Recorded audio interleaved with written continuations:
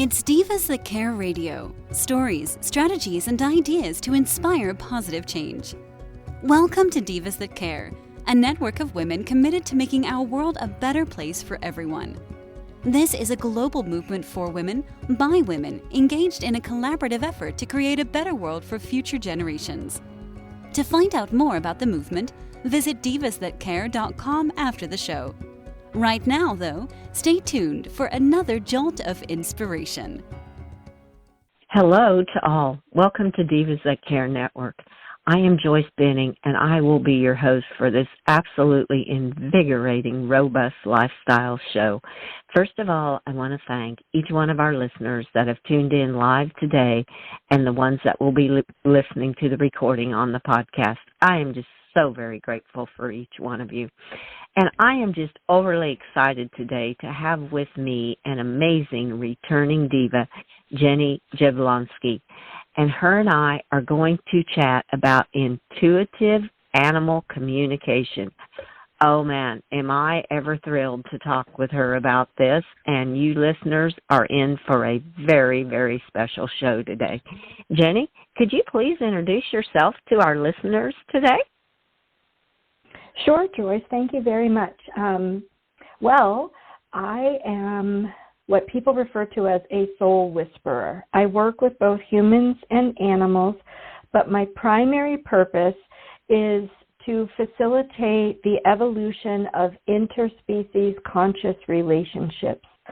And that goes beyond animal communication. It is providing a glimpse into the life and partnership we can have with our animal friends when we heal ourselves and activate our telepathic and other psychic abilities and begin to hear, support, and honor our animals based on their conscious free will choices. And that is something that brings me such incredible joy every day. And thank you so much, Joyce, for allowing me to share it. Oh, you are so welcome, Ginny. And oh my goodness, I love that because I was just getting, the chills were just running through me because it's just reminding me so much of my animals, to honor our animals and be in a partnership with them. And I love how you said you're a soul whisperer. That is just beautiful. Oh, I love that. Well, Ginny, go ahead. You go ahead and start with how you would like to take off with our chat today. I would like to share a story, that life experience that I've had recently that speaks to exactly that issue, interspecies consciousness and partnership and honoring the desires and the communication of the animal. And what I'd like to do, it's a personal experience. It involves another human being. So what I'd like to do is tell you the story from my perspective and then lace in the other person's sharing with me in hindsight. So some of this does overlap, but I didn't have conscious understanding of all of it as it was unfolding. And so I think that's the best way to share. Excuse me. That sounds perfect. Absolutely perfect. Oh, thank you. 5 weeks ago today exactly, I believe it was June 13th, my husband, rescue dog, we had to euthanize her. She had stage 4 cancer. And she had a surgery in January and held on as long as she could, but it was clearly time for us to let her go. So that was Monday, June 13th. That night, when I went to sleep, in the middle of the night, I was woken up to a little voice saying, "I'm here." And I said, "You're here? Well, who are you?" And the voice said, "I'm your new puppy." And I said, "Well, how do I find you? Where are you?" And the puppy said, "Don't worry. You don't have to worry about that at all. I'm going to find you." And I said, "Okay." But in the back of my mind, my beloved pet had just passed that day before My husband was really struggling. He doesn't do well with transitions into new pets when he's still grieving. And I knew that this was maybe not going to be the easiest sell for him. And so I didn't really say anything that morning. I just thought, let's allow this to unfold and see what happens.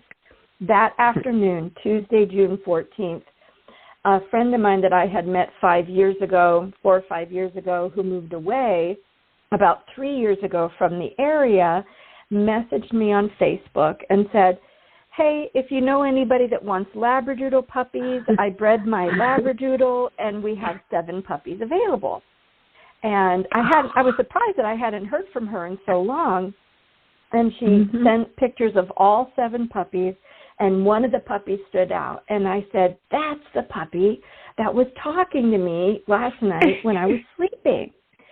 And so I said, the one on the top left, and it had a different name when it was a puppy than it does now, but now his name is Frankie. So I'll just refer to him as Frankie. And I said, I think Frankie is supposed to live with me. And she said, Ginny, this dog has been showing me for the past 3 days that it's going to live on a ranch, pictures of a horse ranch, and telling me that it's going to live on a horse ranch. And she's a naturopathic doctor, my friend, and she said, I've never communicated with an animal in my life. And for 3 days, Saturday, Sunday, and Monday, he's been insisting that he's going to live on a ranch. And I thought, well, I live in Phoenix. I don't know anybody, that lives on a ranch, so I'm not sure what to do about this. So I just went through my Facebook group, and whoever came to mind that I should send this information to, and, you were one of them. And I said, well, yes, he came to me in my sleep. So we made a plan that I would go down and meet the puppy in 4 or 5 days. So that would be that Saturday. Well, she contacted me either later that night or the next day, I don't recall. And she said, Ginny, I just went on your Facebook account, and I saw that you did a video. You were telling a story, and you were doing this panoramic view of your property. And your property and your fencing around your pasture is exactly the picture that Frankie was giving me. So she had been then called to look at my Facebook page to see. She knew I had horses, but she didn't even know if I boarded them or we lived on a small ranch or what. So in going back and looking at the posts I made, she was able to validate that the vision that the dog was giving her was exactly the picture of my property. So we said, this is it. This dog is meant for me. That's great. I tried to talk to my husband about it briefly, and he, as I assumed, he was just not having it. And I said, well, you remember that's how you felt about our last dog that you've had this love affair with for the last 8 years, and every time she hiccuped or rolled over in her sleep, you knew about it, And he said, you're right, let's go and investigate on Saturday. So I'm just going to pause because I'm only about 25% of the way through the story, and just see, Joyce, if you wanted to share any feedback here yet. Oh, Jenny, I am just loving every minute of it because, this is so true how these animals, they come to us. And, I mean, the puppy had come to you. She'd gone to her owner and told her in a vision everything. It is just so incredible. They are magical. They are just magnificent. I'm just loving every moment of this. You just continue, Jenny. Okay, wonderful. My husband and I drove down to Phoenix to visit the puppies and get reacquainted with my girlfriend, whose name is Lottie. She's a doctor. And we went down, and she had this big puppy pen set up in her home office. So all the furniture was against the walls and this giant puppy pen. She opened the gate to let all the puppies out, and 6 of the 7 puppies came bounding out of the puppy pen and attacked my husband. And one puppy, who was a black puppy, not the yellowish color, I call it butterscotch, that was the boy that was meant to be with us. And she sat there and she looked straight into my eyes and she said, nobody wants me. Oh. So right away my heart sank. And, there was a part of me that said, I want you. But I felt so strongly that my husband was grieving and it wasn't appropriate to ask for 2 dogs. And I needed to take what I could get and to slowly ease him into this. And so even though a part of me immediately knew she was going to come home with me, I said, I'm sure somebody will want you. Don't you worry. Everything's going to be fine. And then she came running out, and we all played together for about a half an hour. And it was time. They were getting tired, and we needed to get back home to our own, horses and donkeys. So we said, all right, we're going to leave. And we couldn't wrangle the puppies up. It's literally like herding puppies. Right? It's absolutely impossible. So what we did, the 3 of us, is we stood inside the puppy playpen, and then they all came bounding in. And so the puppy that had contacted me, Frankie, in my dream, came and sat in front of me, looked up at me in my eyes and said, I choose you. And I said, I choose you. You're coming home with me. Don't worry about it. So he walked back over to lay down and put his little chin on the little hindquarters of the little puppy that had told me nobody wants me. And I said, oh, that's so cute. And my friend Lottie looked at me and said, Ginny, this entire week he's been telling me that she is going to come and live with him. Oh, my gosh. I know I shouldn't laugh at my own story, but I'm still amazed by this story. So I said to her, I didn't really want to unfold everything in front of my husband right there, and I wanted to give my husband time to digest everything. So rather than say, this is the puppy that I heard saying that nobody wants me, I just kind of tested the waters, and I said, well, what do you think about going home with 2? And she and I, our eyes lit up, and we were looking at one another, and we turned to look at my husband as I said that, and he was down on the ground with another puppy who was choosing him at the time, and he said, yes, I think so, we're going home with 2, which would make the second puppy that I wanted a 3rd puppy. And I thought, oh, no, I can't do this to him. We're in our 50s, 3 giant Labradoodle puppies at once. Oh, that's just unheard of. And, it's a difficult thing having multiple puppies from the same litter. It's a lot of work and a lot of bonding individually with them and a lot of training. So my husband basically agreed to purchase this other little puppy. So my girlfriend and I were just looking at each other, and I just put my finger to my mouth. Don't say anything. Just let this be what it is, and we'll figure it out with the universe later. So we went home, and I never said anything to my husband for a couple of weeks about the other puppy, but inside my heart was just aching for that little girl. And my girlfriend kept texting me every day, she's supposed to be with you. Frankie says she's supposed to be with you. She's saying she's supposed to be. And I said, oh, please, I can't ask my husband for 3 puppies. I just can't. So it was coming time for us to pick up the 2 puppies, and I was finally honest with my husband, and I said, I just want to let you know that some very odd thing happened when we were down in Phoenix with the puppies. And I want you to understand that when I was asking if we could take home 2 puppies, I wasn't looking at you, realizing you were down on your knees falling in love with another one, and I had been falling in love with another puppy. And so I really don't know what to do. I know this puppy is supposed to be with me. I don't know that we are meant to have 3 puppies or that you have any interest in that. And just I'm throwing it out there. What do you think? And he said, if she's not adopted by the time we go and pick up the other 2, she's coming home with us. And I said, okay, great. And then I said, and may I please add something? And he said, sure, what is it? And I said, if she ever gets purchased or adopted, right, if she ever gets purchased and returned through her entire life, can we have Lottie please add to the contract that if she ever gets returned, that we will take her. We will be her backup no matter what for her entire life. And my husband said, yes. So that was like 5 o'clock in the morning when we were having this conversation, because we live on a ranch and we're up with the sun every morning or even before the sun. And So as soon as it was a decent time that day, I called Lottie and I said, here's the deal with the third puppy. This is how we want to handle it. And she said, okay, great. I'll see you in a couple of days. Everything will be wonderful. But I didn't put a deposit down. They're quite expensive dogs. I trusted that the universe, everything would unfold, and I didn't want to push my husband, making it seem like I was pushing it and it wasn't something that was evolving naturally. So because I didn't put a deposit down, later that afternoon, my girlfriend texted me and said, the dog, whose name is Honey, Honey's been purchased. She's on her way to her new home.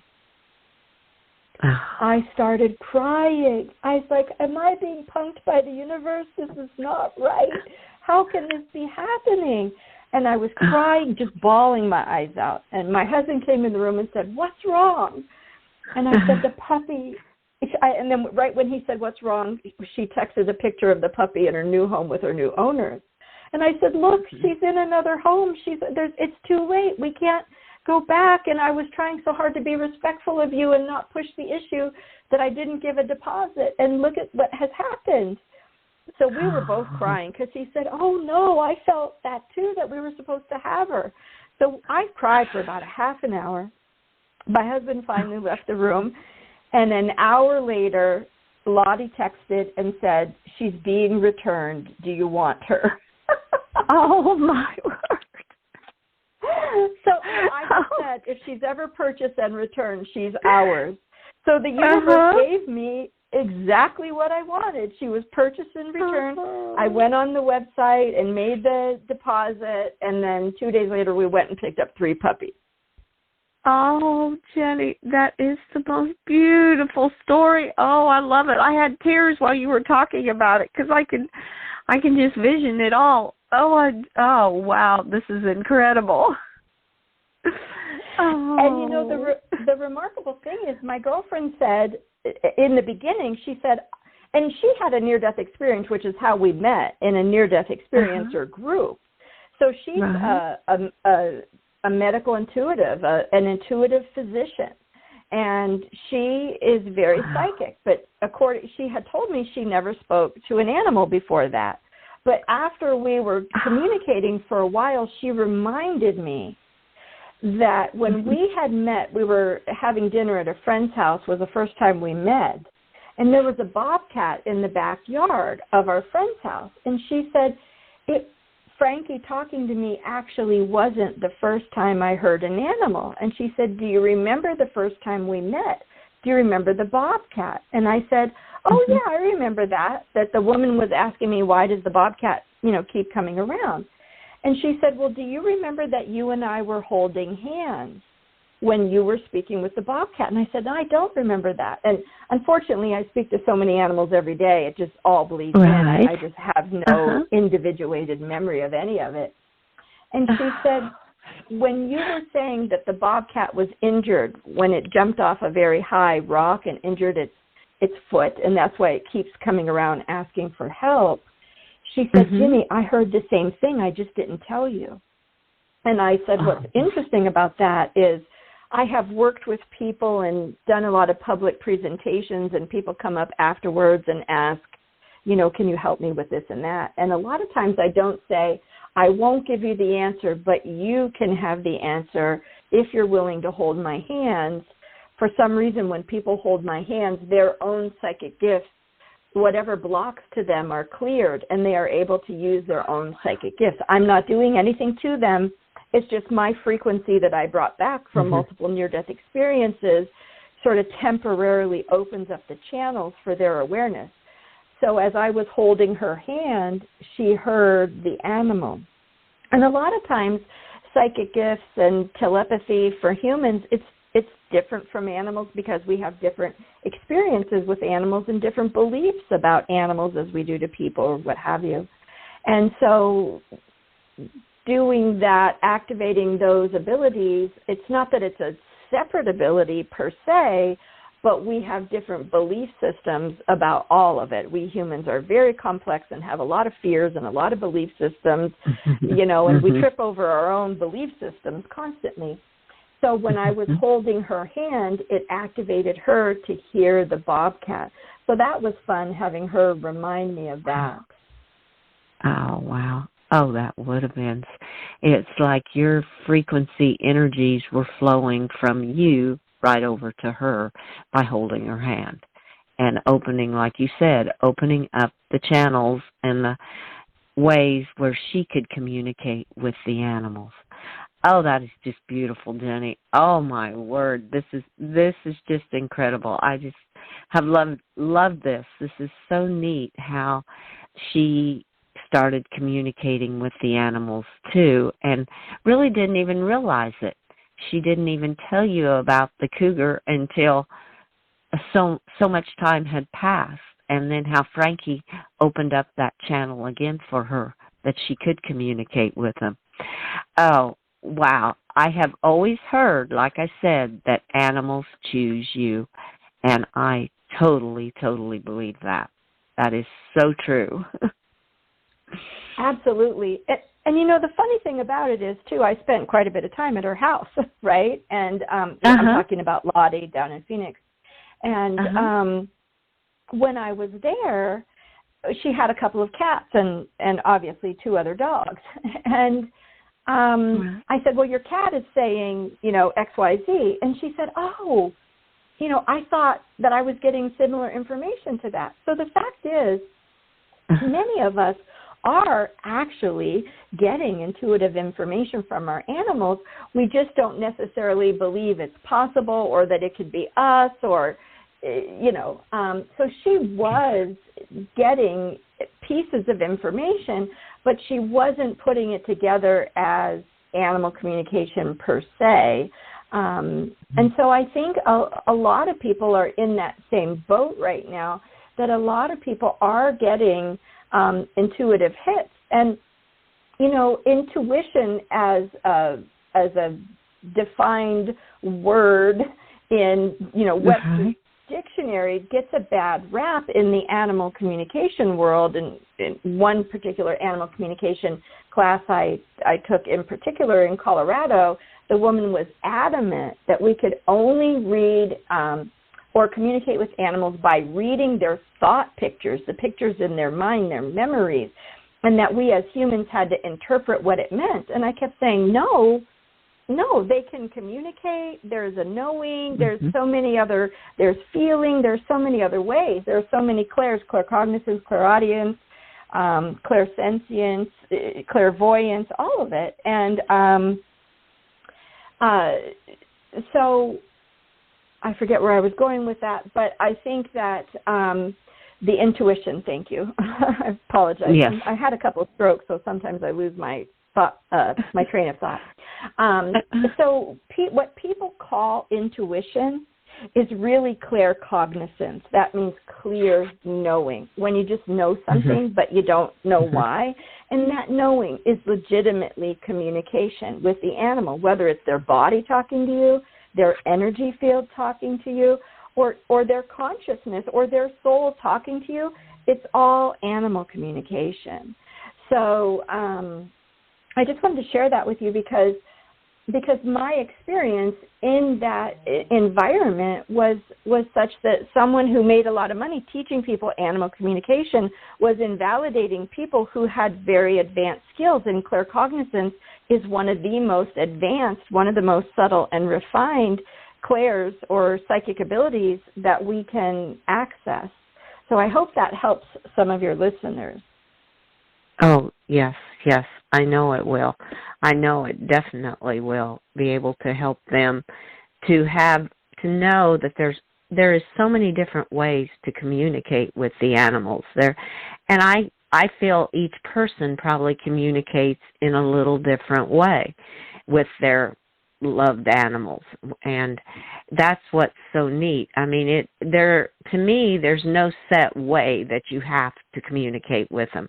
There's multiple ways you can communicate with them, and it's just incredible when you start communicating with them, because it's your intuition, like you said. Just listen to that intuition. So many of us, I always say it's that small little voice that's not screaming at you, like the rest of the world is, but it's that small little voice inside of you that if you just take a moment and listen to it, it is a beautiful, beautiful experience, is how I find it. And, a lot of us, especially those of us who live in the U.S., we're under a lot of stress. Many of us have experienced a lot of trauma. We have some heartache. This is just true. And unfortunately, the trauma and unprocessed memories and emotions can actually get in the way of our activating our psychic gifts, or even just temporarily being able to hear when we need to hear. The sacral chakra is the chakra that determines with what level of clarity that chakra is operating when and how the psychic abilities are opened up. And so I give people an exercise. Would we have just 2 or 3 minutes for a little exercise to help people if they want to try to clear themselves and communicate with their animals? Well, Jenny, we are running almost out of time, but what I would love to do is, why don't we, if you have time, I would love to schedule and have you back on my show. And let's go into more depth and do an exercise like that and explain a little more of the different ways of communicating. Would that be something you would be open to do on Robust Lifestyle Show? I'd love that. Thank you. Oh, you are so welcome, because we can do a whole show on that. And I would love to do that. Definitely. We will definitely, for our listeners, we're definitely going to find a time in the next month where we can do that, if that will work into your schedule also, Jenny. That sounds great. You just let me know when and I'll show up. Awesome. That sounds fantastic. Well, Jenny, before we close, I would like to have you tell our listeners how they can connect with you, because what you have told is so beautiful, and when the listeners hear and it resonates with them, how can they best connect with you, Jenny? Sure. Well, my website is heartofthehorse.us, www.heartofthehorse.us. And my name is Ginny, Ginny, Jablonski. Okay. Oh, perfect. That is just perfect. Well, and we will definitely have you back on, Jenny, in the next month, and we are going to go into depth about the different ways of animal communication and do the exercise. I am so excited. I cannot wait to schedule it. And I just want to thank you so much for what you have shared today. It is just heart-touching is what it was to me, because it is just incredible. Thank you so much, Jenny, for being my guest and sharing about your puppies. Thank you, Joyce. You are so welcome. And I would also like to thank all of our listeners for listening to this absolutely incredible interview with our amazing diva, Jenny Jablonski. And you heard her say she will be back on in the following month to go more in depth about animal communication and the ways to do it. And please share this show with all your family and friends. Check out all the other hosts and their shows on divasthatcare.com. Remember, have an absolutely fantastic day. Be kind to all and honor your animals and give them that extra big hug and share all your love with them until we connect again on Robust Lifestyles. Stay strong and healthy. Thanks for listening. This show was brought to you by Divas That Care. Connect with us on Facebook, on Instagram, and of course on divasthatcare.com, where you can subscribe to our newsletter so you don't miss a thing.